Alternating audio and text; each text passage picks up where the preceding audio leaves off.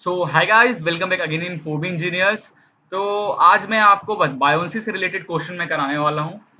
But question start करने से पहले जनरली आपको जैसे पता होगा, ये मैं जूनियर इंजीनियरिंग के लिए खासकर ये वीडियोस बना रहा हूँ।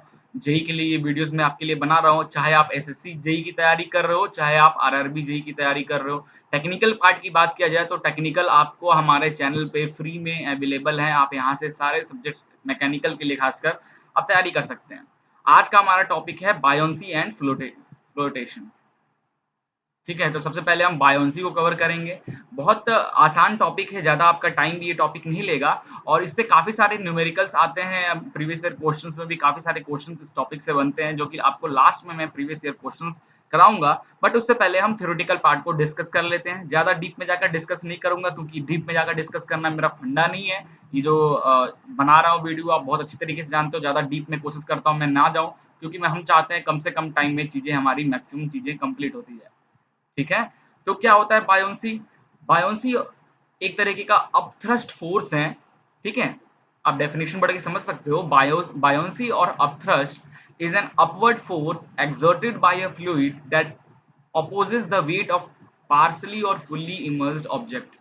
तो अभी आप जो फिगर देख रहे हो, देखो बहुत इंपॉर्टेंट पॉइंट मैं आपको यहाँ पे बताने वाला हूँ, तो बहुत गौर से वीडियो को समझना है।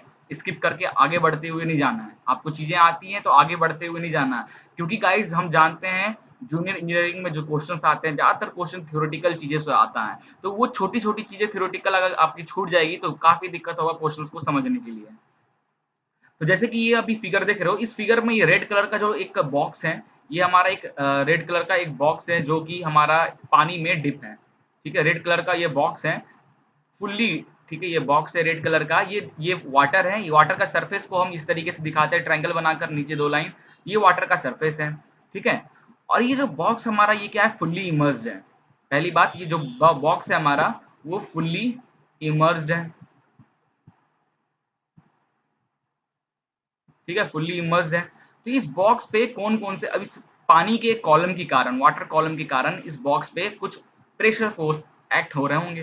क्लियर है? अगर हम बात किया जाए तो ये बॉक्स का जो अपर पार्ट है, बॉक्स का जो अपर पार्ट है, इसकी डिस्टेंस सरफेस ऑफ वाटर से हम लिख दे रहे हैं h1 है। ठीक है, और बॉक्स का जो लोअर पार्ट है सरफेस ऑफ वाटर से, इसकी डिस्टेंस हम मान ले रहे हैं h2 है। और हम बहुत अच्छी तरीके से जानते हैं कि अगर कोई भी चीज पानी के अंदर डिप है, तो आप जितने हाइट की नीचे की ओर जाते जाओगे, जितनी सरफेस से जितनी दूर आप जाते जाओगे, जितनी नीचे की ओर अगर जाते जाओगे, उतना प्रेशर फोर्स क्या होगा, बढ़ते जाएगा। तो इसलिए अगर आप देख रहे हो, इस ये बॉक्स के साइड में आपको प्रेशर देखिए धीरे धीरे बढ़ता हुआ दिख रहा है।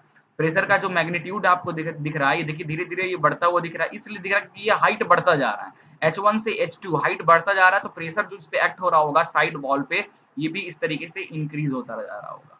क्लियर है?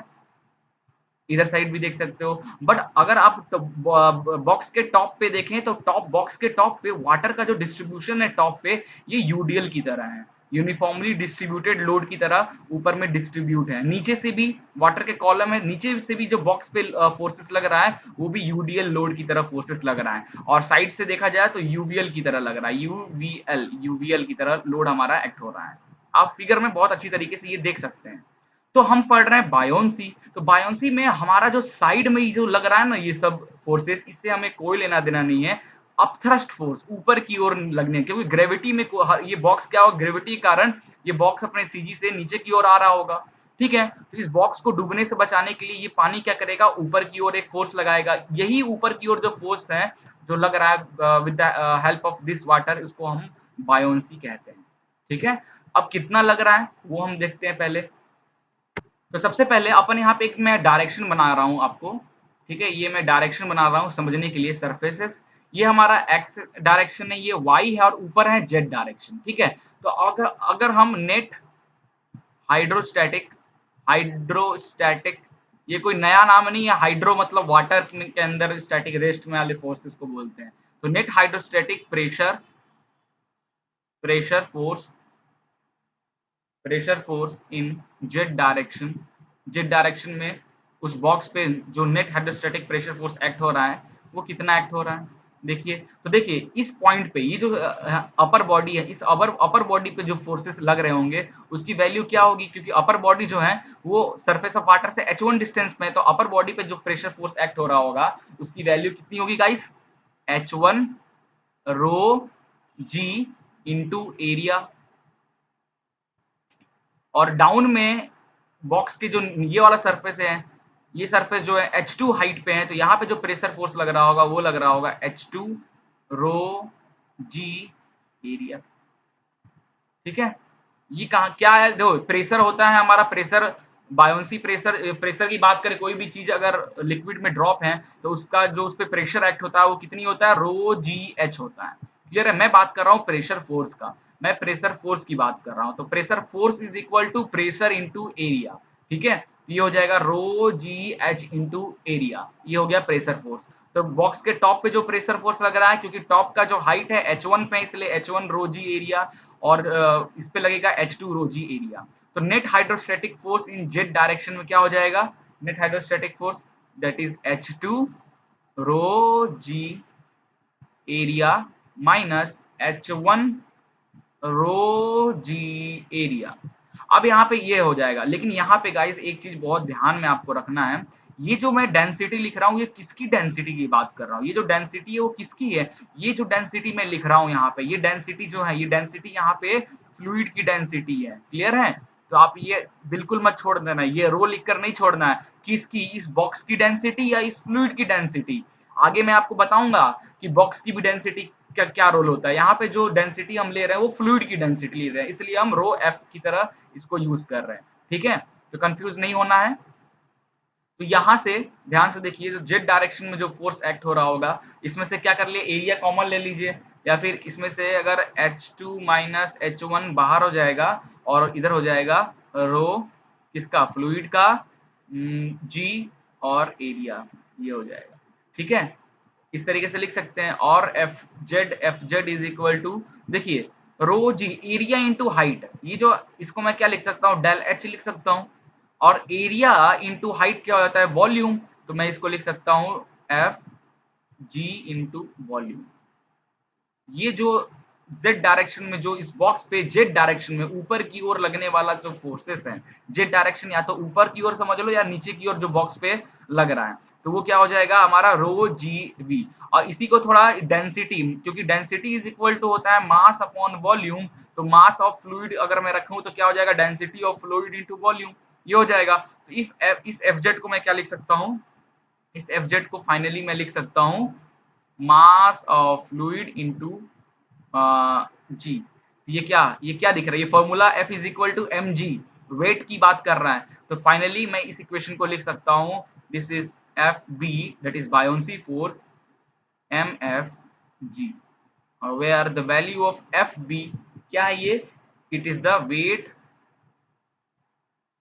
Of fluid displaced, displaced weight of fluid displaced.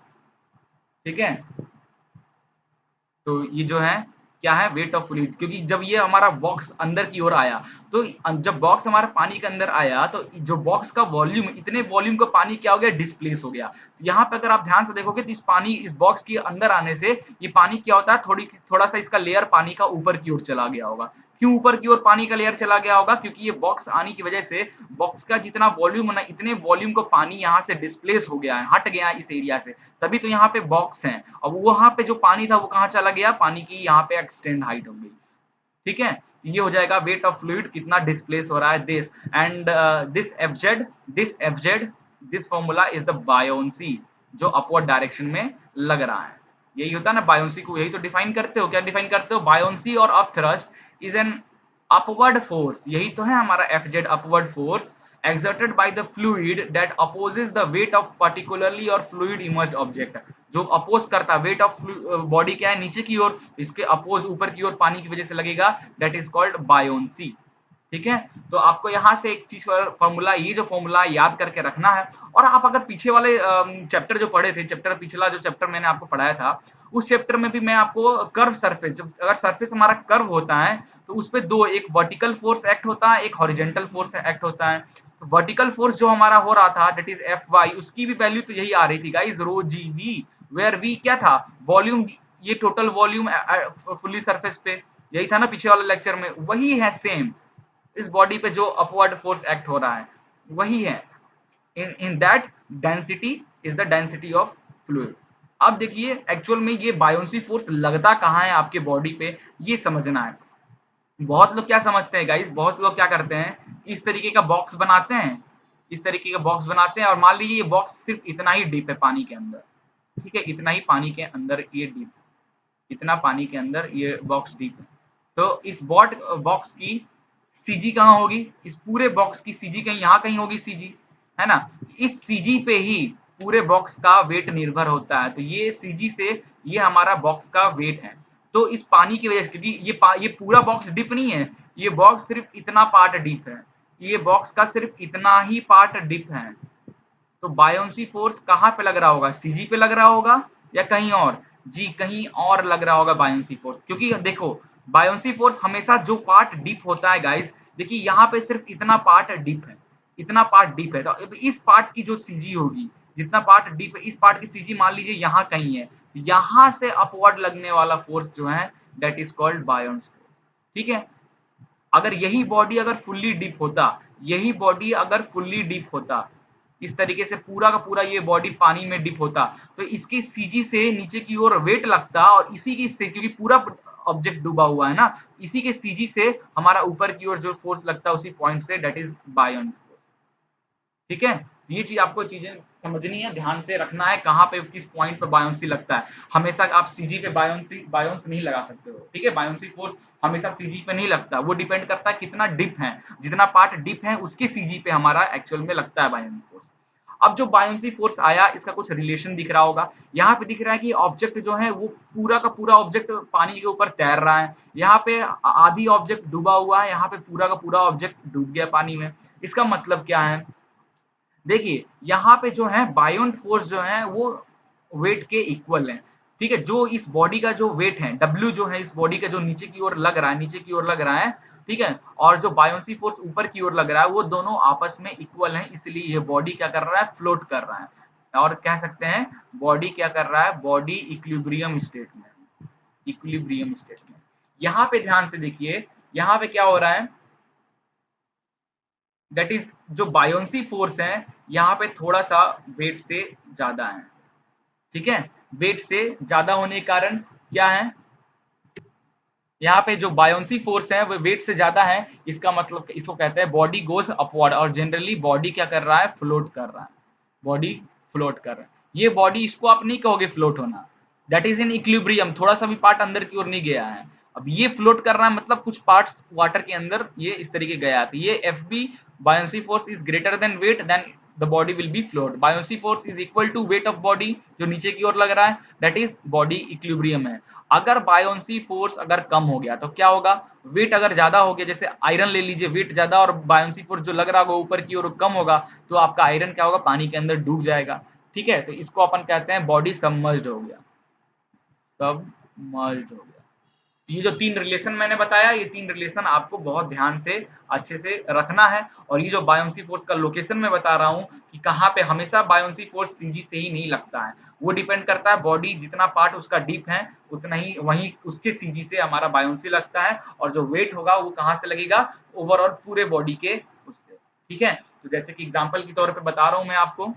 चलिए एक चीज और मैं आपको करा रहा हूँ, आप समझने की कोशिश कीजिएगा इसको। जैसे ये हमारा एक बॉडी है,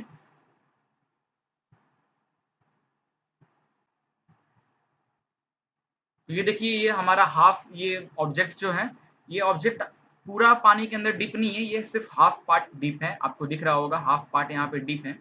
और जितना पार्ट डीप है इस पार्ट को अपन हाइट एच ले लेते हैं, ये जो पार्ट डीप है दैट इज हाइट एच। ठीक है, हाइट एच हो जाएगा ये, और ओवरऑल डिस्टेंस जो है, पूरा overall length of that object is capital H. ठीक है, ये सीजी, ये ओवरऑल जो बॉडी का वेट है इस सीजी पे एक्ट होगा, that W, that W is equal to क्या हो जाएगा, रो जी, और रो किसका, बॉडी का डेंसिटी, वाटर का नहीं, बॉडी मटेरियल की डेंसिटी, रो जी ओवरऑल एच और एरिया। अब ये जो बॉडी जितना डीप है इसके सीजी से हमारा जो एक्ट होगा that is called buoyancy force, और इसकी वैल्यू क्या हो जाएगी, रो किसकी, रो ऑफ फ्लूइड की जो डेंसिटी है वो इंटू जी इंटू एच, और स्मॉल एच जितना पार्ट डिप है इंटू एरिया।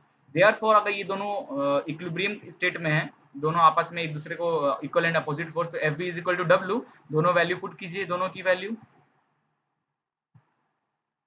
यहाँ से ए जी कट जाएगा, बटेगा density of fluid small H is equal to density of body H. ठीक है, तो ये आपको समझाने के लिए मैंने ये चीज बताया है। तो यहाँ से क्या समझ में आ रहा है गाइज, यहाँ से ये आपको क्लियर हो गया होगा, थोड़ा बहुत आइडिया हो गया होगा कि बायोन्सी का लोकेशन कहाँ होता है।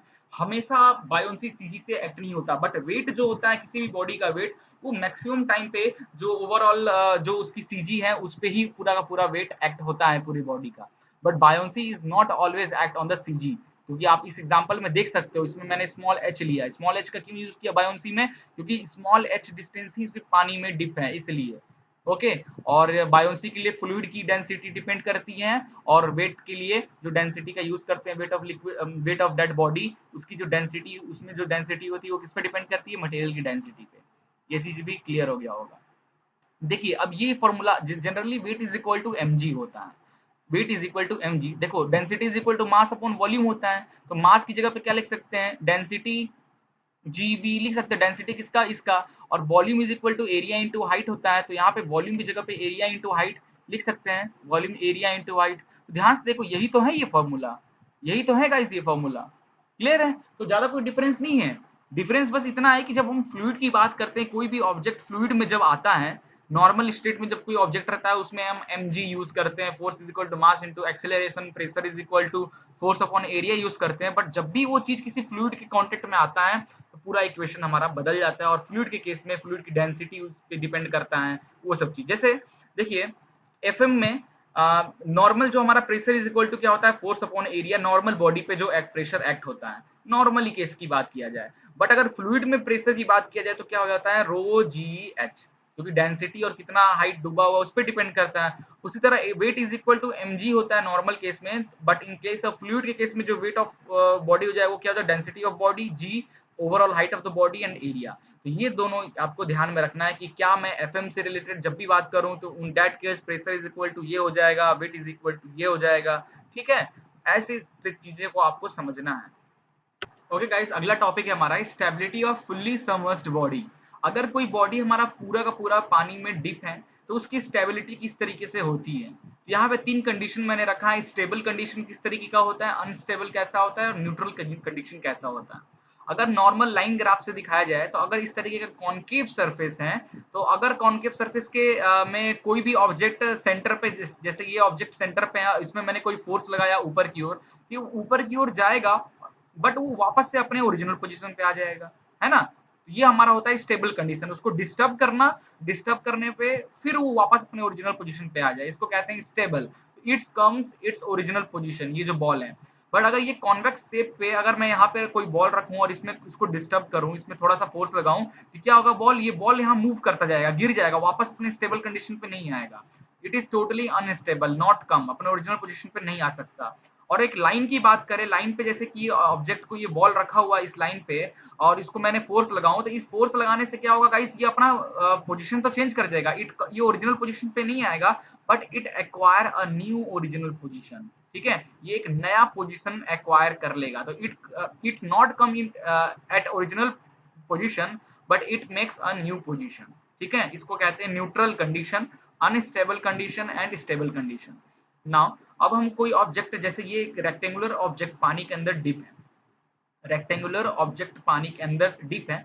अब समझो स्टेबल कंडीशन क्या है, ये पूरा पानी के अंदर डीप है, तो इसकी सीजी से क्या होगा, ऊपर की ओर, सीजी से ऊपर की ओर क्या एक्ट हो रहा है गाइस, सीजी से ऊपर की ओर हमारा बायोंट फोर्स एक्ट होगा।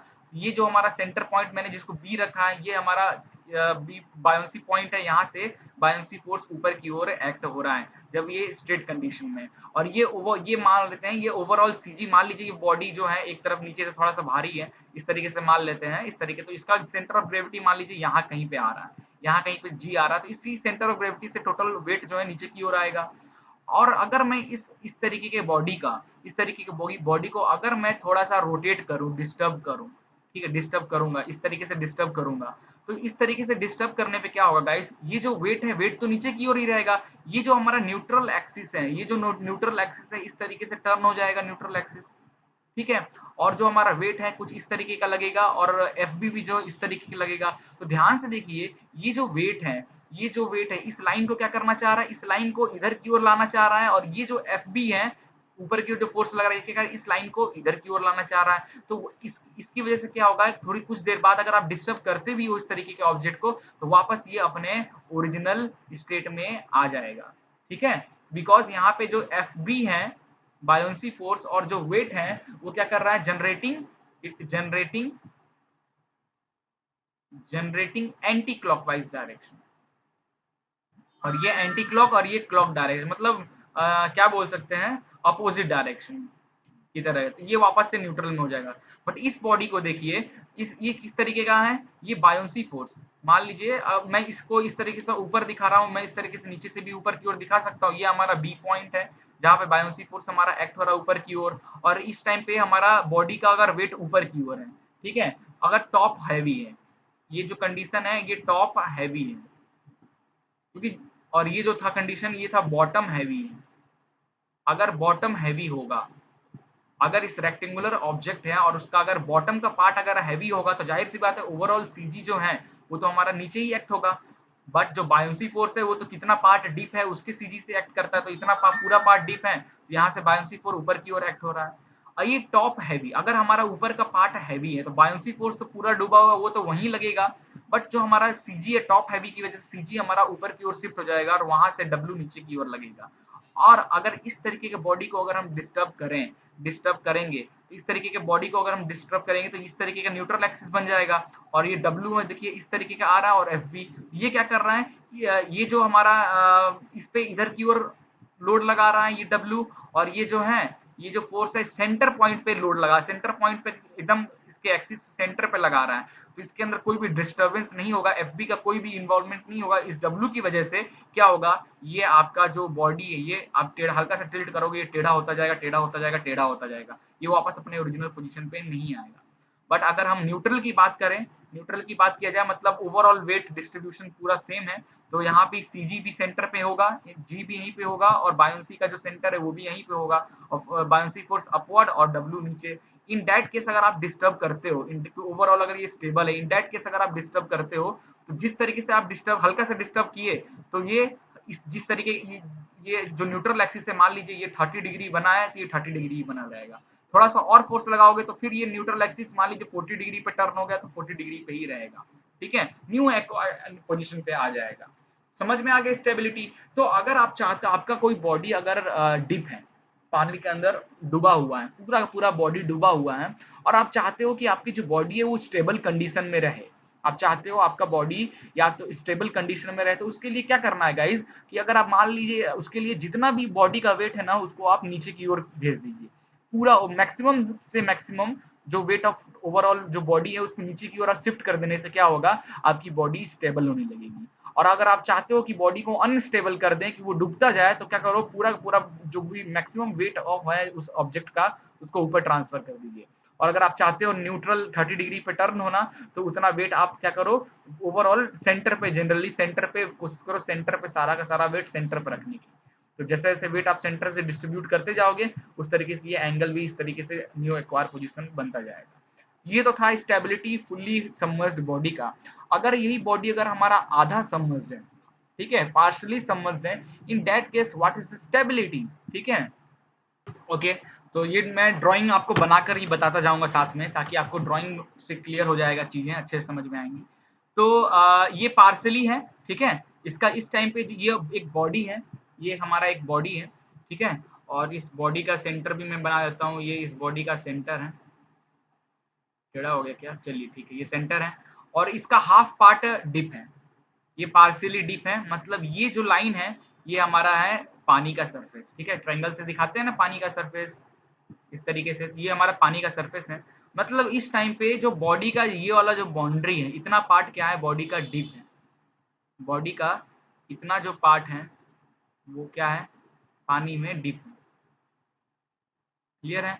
तो चलिए बताइए बायोन्सी फोर्स और ओवरऑल वेट कहाँ पे एक्ट होगा। तो अगर ओवरऑल वेट और बायोंसी फोर्स की बात किया जाए तो ध्यान से देखिए, जितना पार्ट डीप है इसके सेंटर पे, इतना पार्ट डीप है तो इसके सेंटर से हमारा ऊपर की ओर क्या लगेगा, बायोंसी लगेगा। इसके सेंटर से हमारा ऊपर की ओर बायोंसी लगेगा। ठीक है,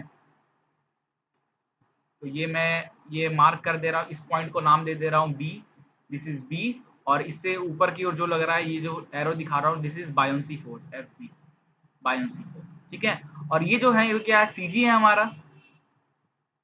ये ओवरऑल जो बॉडी है उसकी सी जी हमारा यहाँ पे कहीं होगा, this is G point C ji.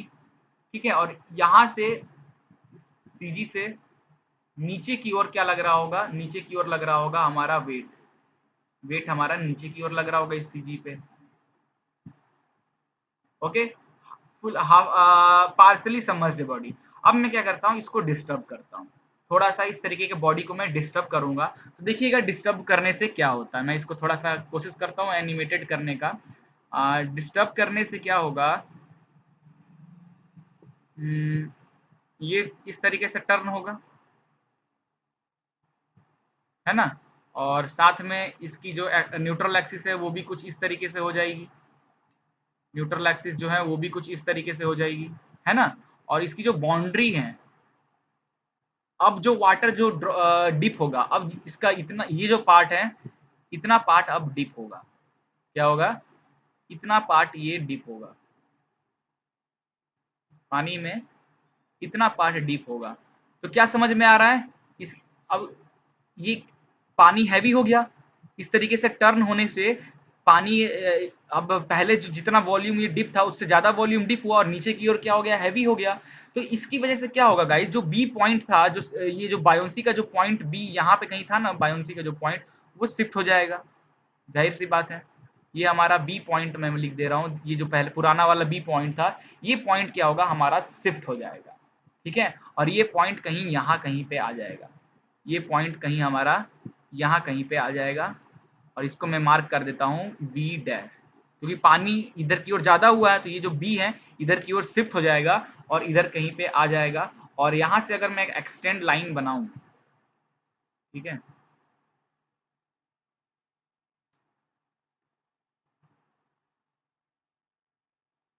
Okay, ये हमारा ऊपर की ओर लग रहा है इस बी डैश पॉइंट से, क्या, एफ बी, बायोंसी फोर्स। और जो सीजी था, सीजी तो सीजी भी जो होगा पानी की वजह से क्या होगा, टिल्ट होने की वजह से जो सेंटर पॉइंट है, देखो सेंटर पॉइंट ये जी है, टिल्ट होने की वजह से ये जी हमारा कहाँ, नीचे की ओर मतलब जी जो जहां था वहीं रहेगा, बॉडी का जी जहां था सेंटर जी वो वहीं है, और जी हमारा इसी पॉइंट पे है, जी हमारा जहां पहले था अभी भी वहीं है। तो इतना क्लियर है, ये हमारा जी पॉइंट है। और इस जी पॉइंट से हमारा क्या लगेगा, इस जी पॉइंट से हमारा ओवरऑल वेट नीचे की ओर लगेगा। तो मैं इसको इस तरीके से दिखा सकता हूँ, नीचे की ओर मतलब इस तरीके से बना देता हूँ, ये हमारा क्या हो गया, वेट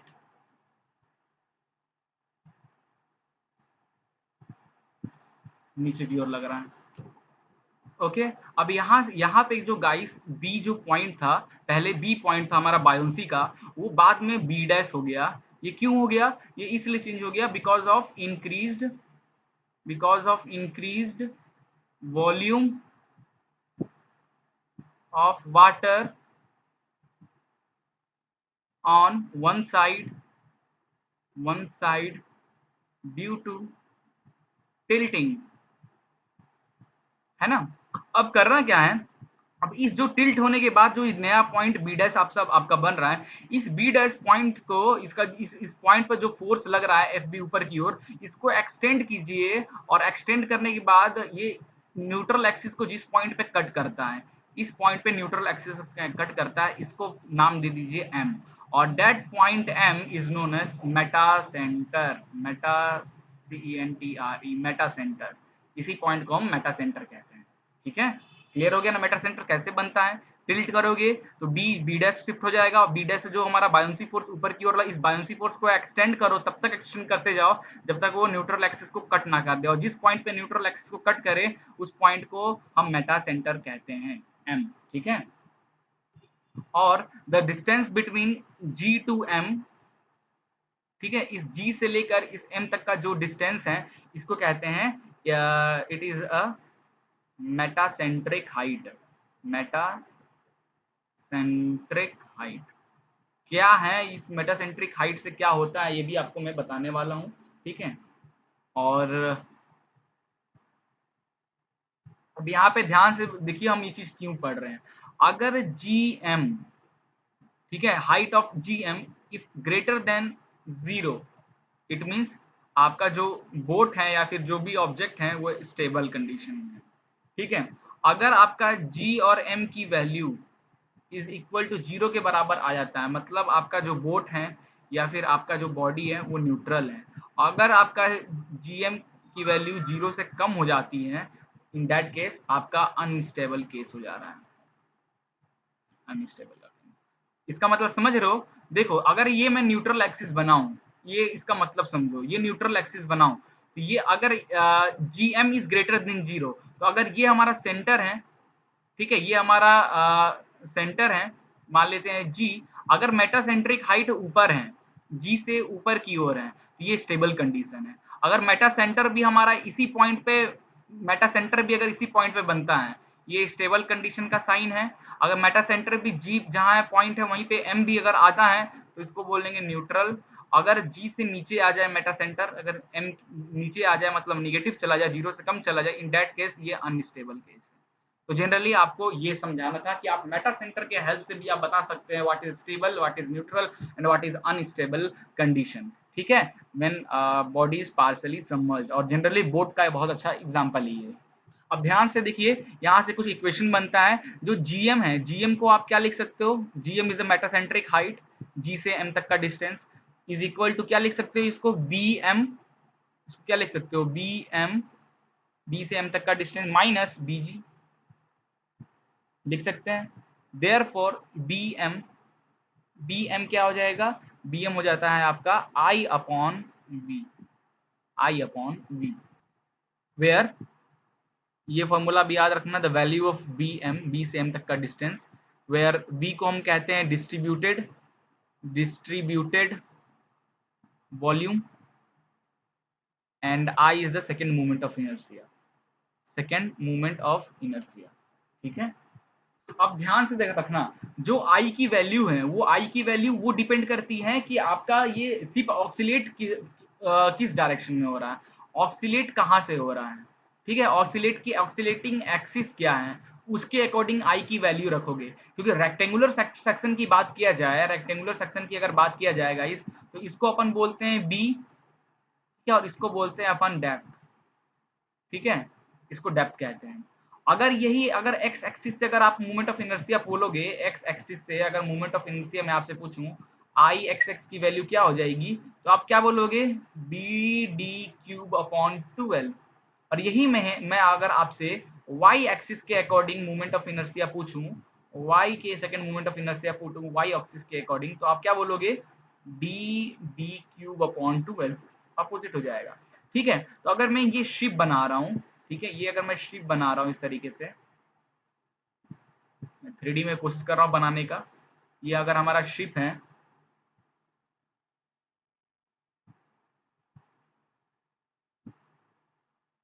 ये मान लीजिए हमारा शिप है, ठीक है, और ये इसकी एक्सिस बन गई, ये इसकी कौन सी एक्सिस हो गई, अगर शिप हमारा ट्रांस ये लेटरल एक्सिस पे अगर ऑक्सीलेट कर रहा है और दिस इज ट्रांसवर्स एक्सिस पे ऑक्सीलेट कर रहा है, इसके अकॉर्डिंग हम आई की वैल्यू रखेंगे, ठीक है। तो अगर शिप हमारा ऑक्सीलेट कर रहा है, ये हमारा है lateral axis of the ship, इसको हम कहते हैं ट्रांसवर्स एक्सिस, ठीक है। और ये शिप हमारा किस शिप का, रेक्टेंगुलर शिप का है, आप देख सकते हो इसकी बी और ये डेप्थ, तो लेटरल एक्सिस पे हो रहा है, तो मतलब आई वाई वाई के अकॉर्डिंग हो रहा है। In that case the second movement of inertia का जो फॉर्मूला हो जाएगा, क्या हो जाएगा, सेकंड मूवमेंट ऑफ इनर्शिया का formula that is, yes, that is D B cube upon 12। और ट्रांसवर्स एक्सिस के अबाउट अगर आपका शिप जो है ऑक्सीलेट कर रहा है, अगर शिप आपका ट्रांसवर्स में ऑक्सीलेट कर रहा है, तो जो आई की वैल्यू हो जाएगी, ये हो जाएगी कितनी, that is B D cube upon 12।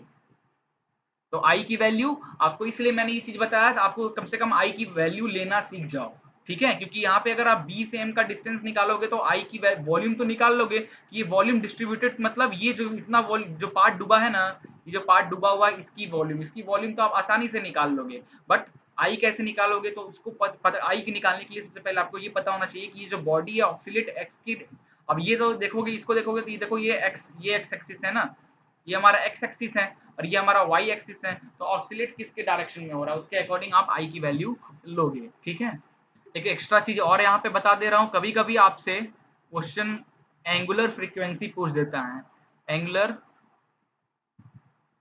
Frequency of simple harmonic motion of ship, कि भाई किस फ्रीक्वेंसी से, किस रेट से वो ऑक्सीलेट कर रहा है, तो उसकी वैल्यू क्या होती है आप डायरेक्ट याद कर सकते हो, that is weight of ship into distance of GM का डिस्टेंस कितना है, ठीक है, जी से M that is metacentric height और आई। क्लियर है? इसका मतलब क्या समझ में आ रहा है कि जीएम की वैल्यू जितना ज्यादा होगा, जितना ज्यादा जीएम की वैल्यू होगा उतनी ज्यादा फ्रीक्वेंसी होगी और उतनी ज्यादा आपकी क्या होगी, फ्रीक्वेंसी होगी, और फ्रीक्वेंसी ज्यादा होने से क्या होगा, डिस्कम्फर्ट होगा, डिस्कम्फर्ट होगा। तो जो जीएम की वैल्यू है मेटासेंट्रिक हाइट वो ज्यादा नहीं होना चाहिए, जहाँ बहुत ज्यादा हो गया तो फ्रीक्वेंसी ज्यादा हो जाएगी, उसकी वजह से क्या होगा, स्टेबल तो ठीक है, थोड़ा बहुत स्टेबल तो आपका रह जाएगा, बट डिस्कम्फर्ट बहुत ज्यादा आपको होगा। ठीक है, बहुत ज्यादा वाइब्रेट करेगी शिप, तो इसको सोच समझ के पर्टिकुलर लिमिट तक रखना पड़ता है। ओके, सो आशा करता हूँ गाइस पूरा बायोन्सी और फ्लोटेशन का कॉन्सेप्ट आपको क्लियर हो गया होगा, थ्योरी चीजें। अब हम कुछ प्रीवियस ईयर क्वेश्चंस आपके सामने लगाने वाले हैं। ठीक है, तो थ्योरेटिकल इतना ही था, इसको बहुत थोड़ा सा मैंने डीप में जाकर बताया, चीजें बहुत जरूरी है। ठीक है, आगे हम जब प्रीवियस ईयर क्वेश्चन लगाएंगे तो आपको ऐसा बहुत सारे चीजें देखने को मिलेंगे।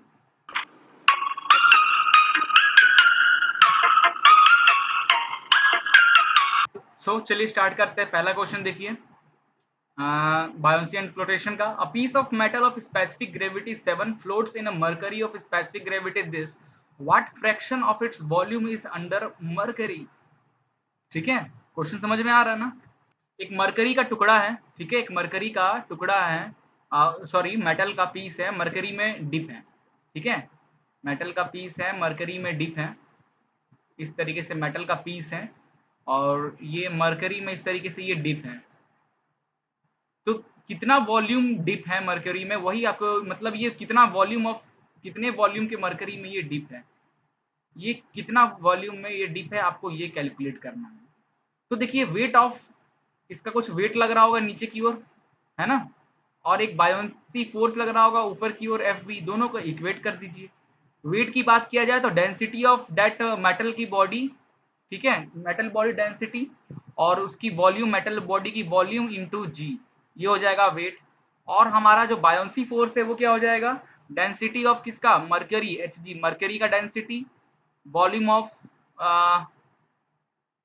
Yes, volume of that fluid और इनटू जी।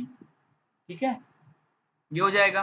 तो ध्यान से क्वेश्चन में देखिए, a piece of metal specific gravity 7 दिया हुआ है, स्पेसिफिक ग्रेविटी की वैल्यू दी है 7, float in the mercury of specific gravity, mercury का स्पेसिफिक ग्रेविटी है 13.6, what fraction of its volume is under mercury. तो सबसे पहला काम देखिए, ये जी जी से कट जाएगा, ये जी और ये जी कट जाएगा दोनों।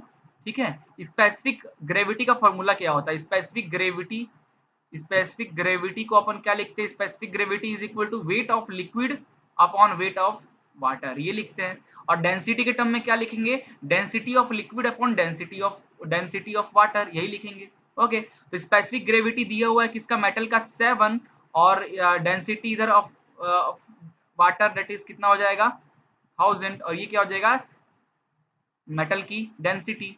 ठीक है, तो मेटल की डेंसिटी कितनी हो जाएगी 7 इंटू 1000 और into volume of that metal जो कि हमको पता नहीं है v, which is equal to, इसी तरह ये हो जाएगा 13.6 इंटू 1000 इंटू वी एफ। ठीक है, हो जाएगा ये। देयरफॉर यहाँ से देखिए आप कैलकुलेट करोगे, यहाँ से कैलकुलेट करोगे तो V F is equal to आ जाएगा 1000 से 1000 कैंसिल हो जाएगा और ये आ जाएगा 7 अपॉन 13.6 वी, ये आ जाएगा। इसको अगर सॉल्व करोगे तो आपका आंसर आ जाएगा 0.515 वी के आसपास। ठीक है, तो जो कितना वॉल्यूम है 0.515 वॉल्यूम ऑफ दैट बॉडी, तो option C is your right answer. ठीक है, आशा करता हूँ आपको ये समझ में आ गया होगा। आगे बढ़ते हैं गाइस। नेक्स्ट क्वेश्चन देखिए, the centre of gravity of the volume of a liquid displaced by A immersed body is called yes, immersed body. The center of gravity of the volume of liquid displaced by the immersed body is called center of buoyancy. ठीक है, कोई body अगर पूरा का पूरा पानी के अंदर चला जाता है तो उसका जो सेंटर ऑफ ग्रेविटी होता है वो और क्या होता है, बायोन्सी उसका सेंटर होता है, और क्या है ना। Now, metacentric height is the distance between metacenter and center of gravity, CG. ठीक है, अगला देखिए, the resultant upward pressure of a fluid on a floating body is equal to the weight of fluid displaced by the body. सही है। This definition is according to equilibrium of floating body. ठीक है, FB is equal to W in which condition? In equilibrium condition. ठीक है, अब balloon lifting in air follows the, balloon जो है ऊपर की ओर एयर के में ऊपर की ओर फ्लोट होता जा रहा है, इसका मतलब क्या है, इसका मतलब it's follow law of gravitational, Archimedes principle और buoyancy both, all the option are correct. अब एयर यहाँ पे क्या है, air as a medium, air as a water, ठीक है, और बैलून क्या हो गया, बैलून एज अ बोट और ऑब्जेक्ट, वो भी तो फ्लोट कर रहा है ना एयर में, जिस तरीके से हमारा बोट पानी में फ्लोट करता है। अगला देखिए, एन ऑब्जेक्ट वेट का वेट है 60 gram in air, an object weight 60 in हवे में, 60 ग्राम उसका नॉर्मल वेट है, 50 ग्राम हो जा रहा है वाटर में एंड 40 ग्राम हो जा रहा है ऑयल में उसका वेट, then the specific gravity of the oil will be, what is the specific gravity of oil. ठीक है, बहुत आसान क्वेश्चन है, आप तुरंत एक बार में कर सकते हो। देखो, पहले वो एयर में है, 60 ग्राम जब था वो एयर में था, एयर में जब था 50 ग्राम हो गया जब वाटर में आपने डाला, और फिर ऑयल में जब डाला तो 40 ग्राम हो गया। तो दो केस, पहला केस क्या बन रहा है, पहला केस बन रहा है एयर वाले को वाटर में डाल दो, वाटर में डाल दो, तो एयर में वेट कितना था 60, और वाटर में डाल रहे हो तो वेट कम हो जा रहा है, मतलब 50 कम हो जा रहा है, इट मींस 10 ग्राम। ये क्या है, ये अपवर्ड फोर्स, यही तो है बायोन्सी। तो एफ बायोन्सी का फॉर्मूला क्या हो जाएगा, डेंसिटी ऑफ क्या, density of water into g into overall volume.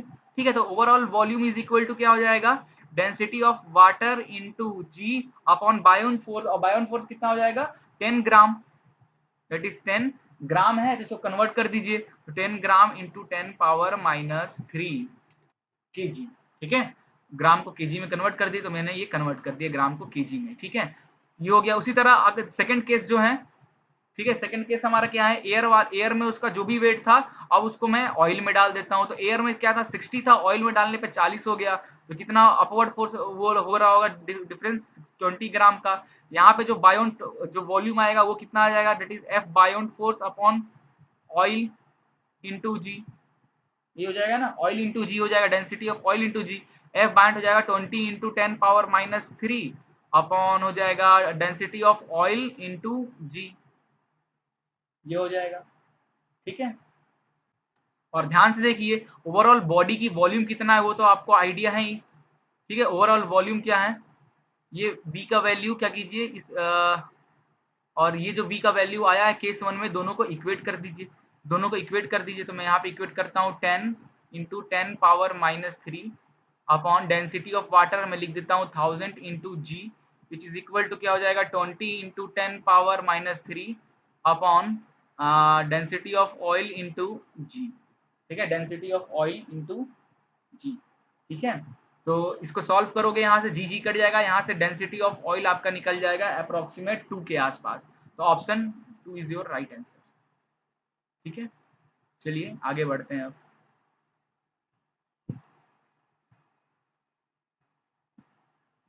अगला क्वेश्चन देखिए, a piece of weight 3 kg in air was found to weight 2.5 kg when submerged in water, its specific gravity is, I think आप आसानी से कर सकते हो ये question, same to same ऊपर वाला जैसा क्वेश्चन है वैसा ही सेम क्वेश्चन ये भी है, आपको यहाँ पे स्पेसिफिक ग्रेविटी फाइंड करना है। ठीक है, तो आप आसानी से कर लोगे।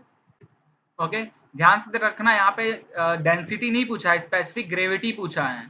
ठीक है, स्पेसिफिक ग्रेविटी किसका पूछा है, स्पेसिफिक ग्रेविटी ऑफ ब्लॉक का, है ना, तो density of block upon density of water, इसकी वैल्यू पूछ रहा है वो, तो आपको इसकी वैल्यू निकालनी है।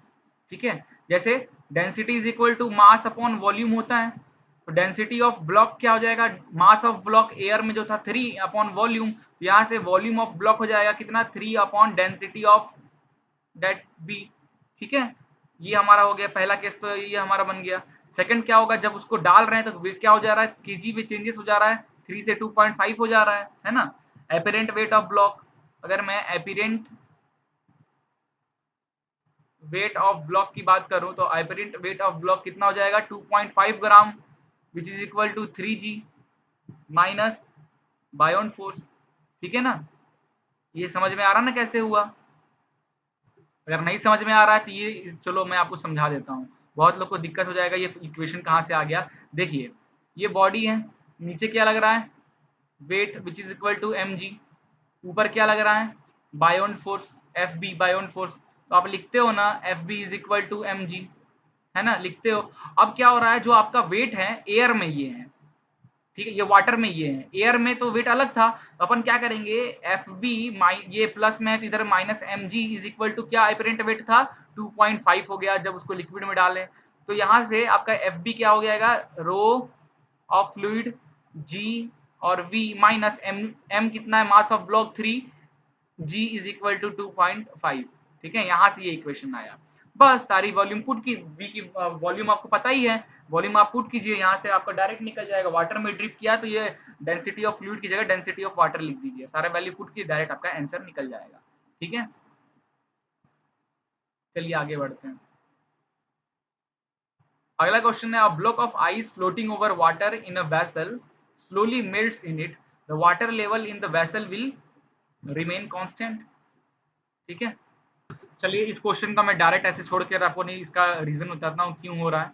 देखिए अगर ये आइस है, ये आइस है, तो आइस पे नीचे क्या लग रहा होगा, आइस का वेट लग रहा होगा, आइस का वेट लग रहा होगा, तो मैं लिख सकता हूँ mass of ice into gravity, और इस पे एक बायोन्स फोर्स लग रहा होगा ऊपर की ओर एफ बी, बायोन्स फोर्स क्या हो जाएगा, buoyant force density of that water into volume of displaced, ये पूरा ओवरऑल वॉल्यूम नहीं जितना डिप है, ठीक है, जितना डिप है डिस्प्लेस्ड वॉल्यूम इनटू जी, ये हो जाएगा। दोनों को हम इक्वल कर सकते हैं यहाँ पे, तो दोनों को अगर मैं density of water volume of displaced g is equal to क्या हो जाएगा, M I mass of ice into g, यहाँ से जी कट गया, ठीक है, और यहाँ पे डिस्प्लेस्ड वॉल्यूम जो आ गया कितना आ गया, मास of ice upon density of water.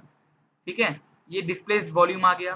क्या पूछा है, block of ice floating, float कर रहा है ना इसीलिए मैंने इक्वल किया, in a vessel slowly melts in it, the अगर मेल्ट्स कर रहा है तो for example mass of ice M I से मैं लिख रहा हूँ, डेंसिटी ऑफ आइस को मैं रो आई से लिखूंगा, देयरफॉर वॉल्यूम ऑफ आइस क्या हो जाएगा, वॉल्यूम ऑफ आइस क्या हो जाएगा, मास of ice upon density of ice, लिख सकते हैं डेंसिटी ऑफ आइस, है ना।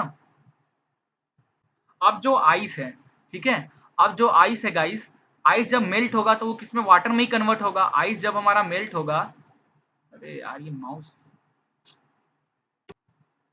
ठीक है, जब आइस हमारा, अभी फॉर्मूला क्या आया, overall total volume of ice is equal to क्या आया, mass of ice upon density of ice.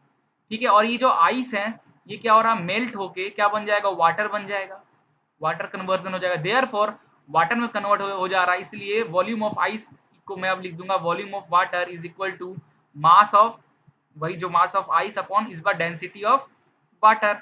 ध्यान से देखिए इसको, और ध्यान से देखिए हमारा ये जो है दोनों इक्वल है, M I upon rho W, therefore it remain same. ठीक है,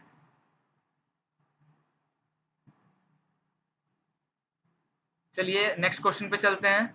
the point in the immersed body through which the resultant pressure on the liquid may be taken as to act is known as centre of pressure. ये तो clear होगा ना। Next question चलते हैं। A floating body is said to be a state of stable equilibrium. Floating body अगर stable का case आपको पढ़ा चुका हूं, क्या हो जाएगा, when the metacentre is above the centre of gravity. सही है ना। Now force of buoyancy on a floating body is equal to weight of liquid equal to immersed volume of body. ठीक है, now buoyant force is resultant force on the body due to fluid surrounding it.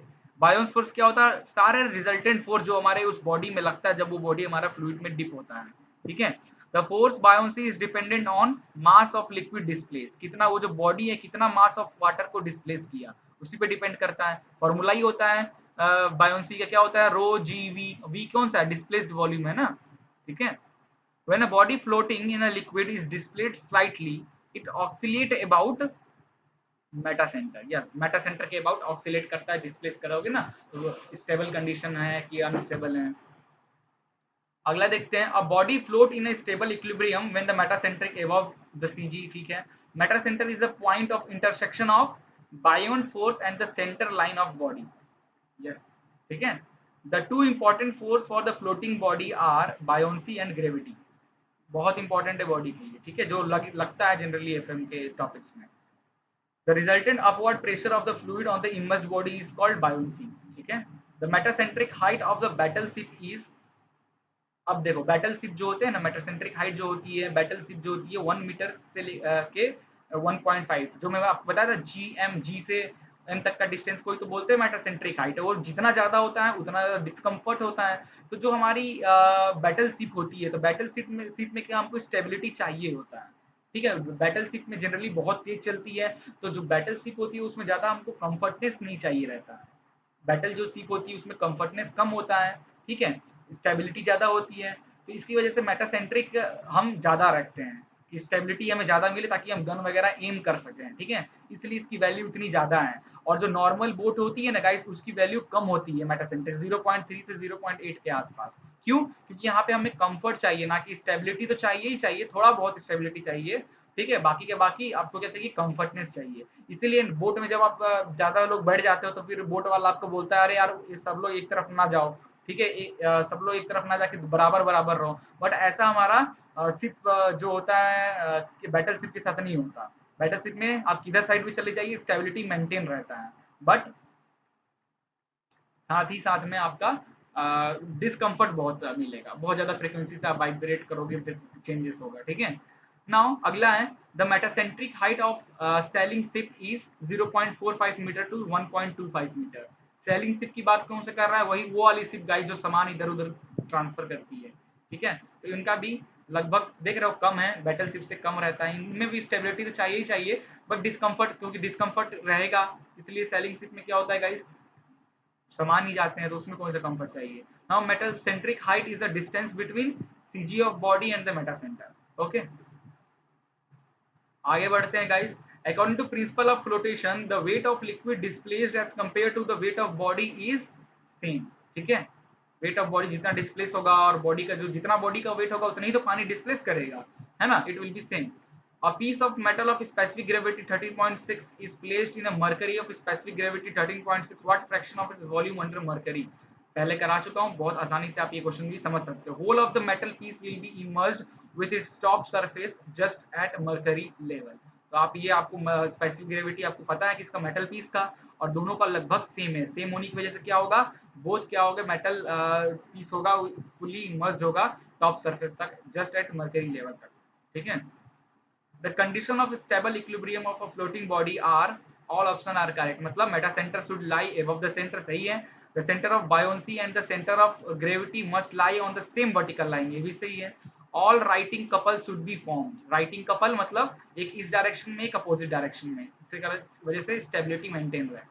The point is the point in the immersed body through which the resultant pressure of the liquid may be taken to act as known as center of pressure, ठीक है, center of pressure, that is also known as, ठीक है। The center of gravity of the volume of liquid displaced by the immersed body is called center of buoyancy। एक ही question कितने बार आएगा यार। Okay, a piece of wood having weight दिया है 5 kg float in the water with 60% of its volume under the liquid, the specific gravity of the wood is, so therefore according to principle of flotation, according to principle of flotation, ठीक है, density of water, ठीक है, G और volume of water which is equal to mass of that block, और G से जी cancel हो जाएगा, density of water यहाँ पे आ जाएगा density of water into volume, ठीक है, वॉल्यूम ऑफ वाटर। और यहाँ पे क्या कर रहा है, वॉल्यूम कितना 60%, वॉल्यूम कितना 60% है ना, तो यहाँ पे वॉल्यूम की जगह पे लिख देते हैं 0.6 of that volume of water sorry not water,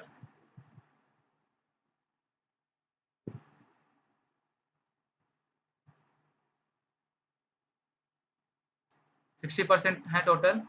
क्या कह रहा है? A piece of wood having 5 kg wood का है float in the water will with 60% of its total volume.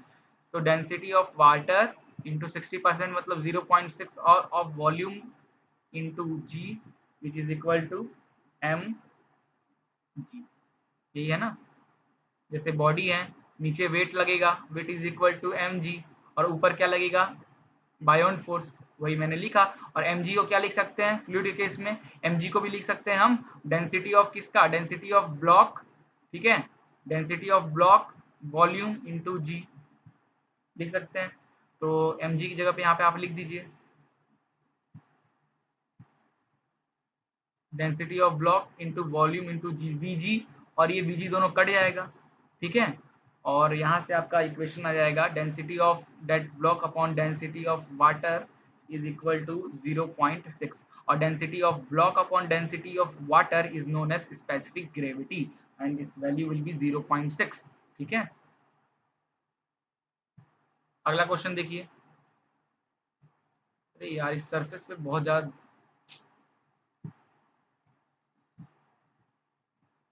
अगला क्वेश्चन देखिए। In case of partially immersed body in a fluid the upward force is equal to weight of fluid displace.